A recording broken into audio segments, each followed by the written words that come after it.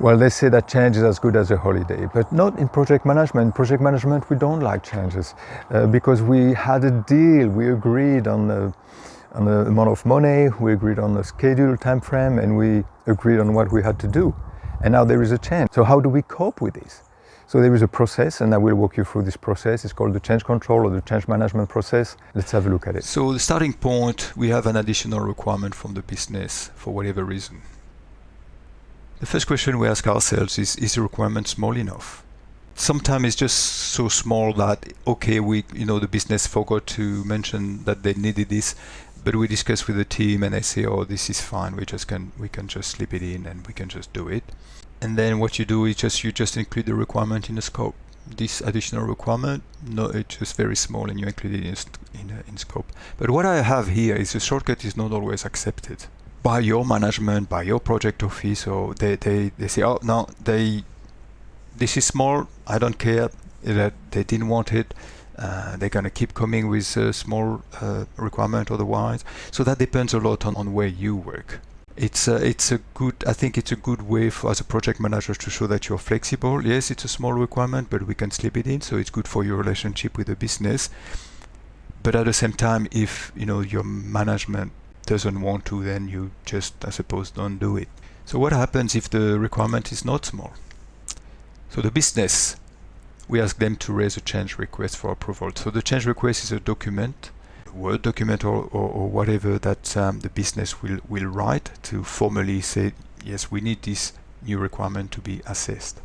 Sometimes it's not the business, sometimes it's a project manager actually doing it on behalf of the business, but that's not really important at this stage. So in order to do this, yes, so this is a change request that we'll see how we can fill that in simply at the next slide. But it's more or less a document where you input some information on the change that you want. So there is a committee somewhere. It could be sometimes just a steering committee, or sometimes it's just an agreed approver somewhere that have a look at this change request, and it would have the impact on schedule. Sometimes the impact on cost is going to require more money, and the like. So they have a look and they either approve or decline it. So when they approve it, there are two things that occur. The first thing is we include this requirement in scope. So yes, we will be doing this requirement. And what we do is we change our budget. Let's say there was more money attached to this requirement, but it has been approved. So now we're good. We can put more money in our budget, and we can rebaseline the schedule if that applies as well. So we're squeaky clean. We had a baseline. Now we do a new baseline because everything has been approved. Now, if the change request is turned down, you just log the change request somewhere. You just file it. You don't do anything on this new requirement, so that this has been turned down. So that's a quick overview of what happens. A new requirement could be found for many reasons. The business realized they forgot something, or as part of the more precise work, they realize there is another piece of work that needs to be done. So if it's small and if you can include it in the scope and just keep working on it. But if it's not small, then you have to keep a track of it and have a bit of a log. So you put a change request. If it's approved, you do the change, you rebaseline. If it's not, it stays out of scope. So this is what a change request looks like. Simplification, again. This is all you need. Unfortunately, you have to use the templates that you are being provided with. You don't always have it so simple. But this is the minimum I would recommend. So you have an ID, so that allows you to keep track of it. You have the name of the requester. You have a description, and let's go with this example of the bridge again.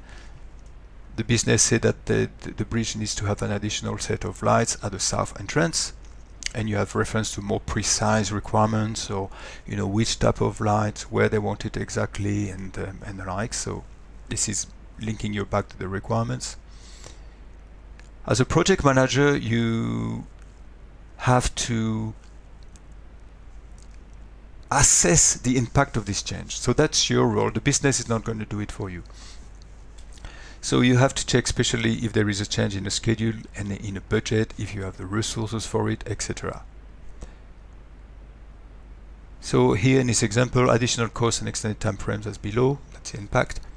Schedule, the project will need another 3 months to deliver. Budget, you need another $20,000. So when that goes for approval, they know how much extra money they would have, and they know that it will take longer to deliver. So when they assess yes or no for that change request, they know they have all the elements in hand to make that decision. It's always good to have options. Now here the options are a bit black and white. It's like either you do it, either you don't. So the option 1 is do not make the change and postpone the additional required after project implementation. That can be an option. Don't do it at all, could be another option. Or you accept the new delivery date and you accept the expenditure. And then you say the change approved, and obviously which option you have chosen, and then it's signed off. So it's always good as a project manager to try and find several options here. Now here they could have, here this suggestion is to have done, after the project implementation, instead of saying, we don't do it at all. But sometimes there are several options. You can find ways to implement this change with maybe at a lesser cost or faster, if you can bring in maybe more resources or the likes to do the work. So lateral thinking for option is always good.